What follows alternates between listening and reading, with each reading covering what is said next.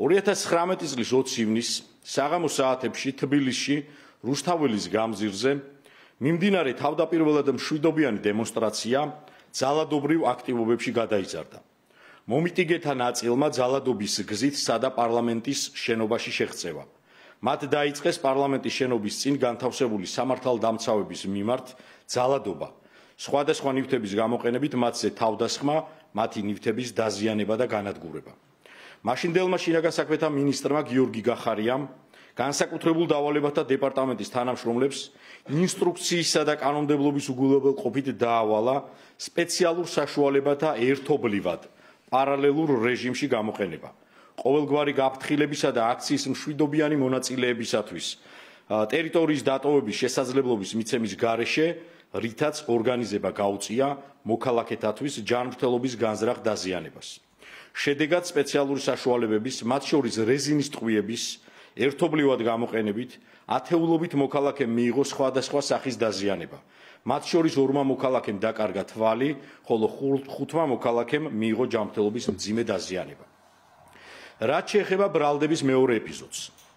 გამოძიებით დადგენილია, რომ 2019 წლის 24 აგვისტოს იმჟამებელმა შინაგან საქმეთა მინისტრმა გიორგი გახარიამ, რომელიც ამავდროულად ეროვნული უსაფრთხოების საბჭოს მდივანი და მუდმივი წევრი იყო, ეროვნული უსაფრთხოების საბჭოს უფლებამოსილების იგნორირებით და საქართველოს პრემიერ-მინისტრთან შეუთანხმებლად, ასევე საქართველოს სახელმწიფო უსაფრთხოების სამსახურთან კოორდინაციის და ევროკავშირის სადამკვირვებლო მისიის ინფორმირების გარეშე ერთპიროვნულად მიიღო გადაწყვეტილება საოკუპაციო ხაზის გასწვრივ სოფელ ჩორჩანასთან დამატებითი საპოლიციო საგუშაგოს აღმართვის შესახებ.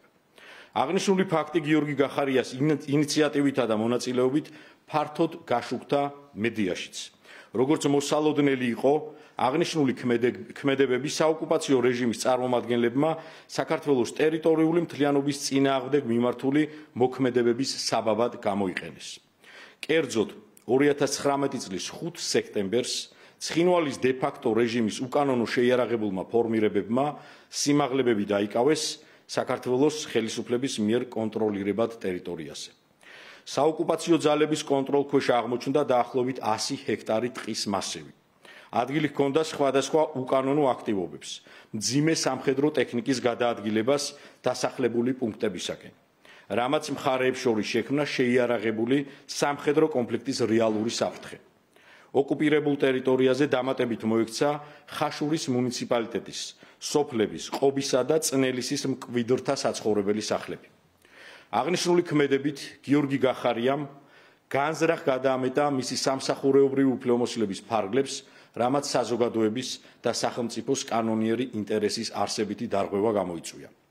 გიორგი გახარიას ბრალდება საქართველოს სისხლის სამართლის კოდექსის 25.117 მუხლის მესამე ნაწილის M ქვეპუნქტით და 333 მუხლის მეორე ნაწილით წარედგინება, რაც სასჯელის სახედ და ზომად 13 წლამდე თავისუფლების აღკვეთას გულისხმობს.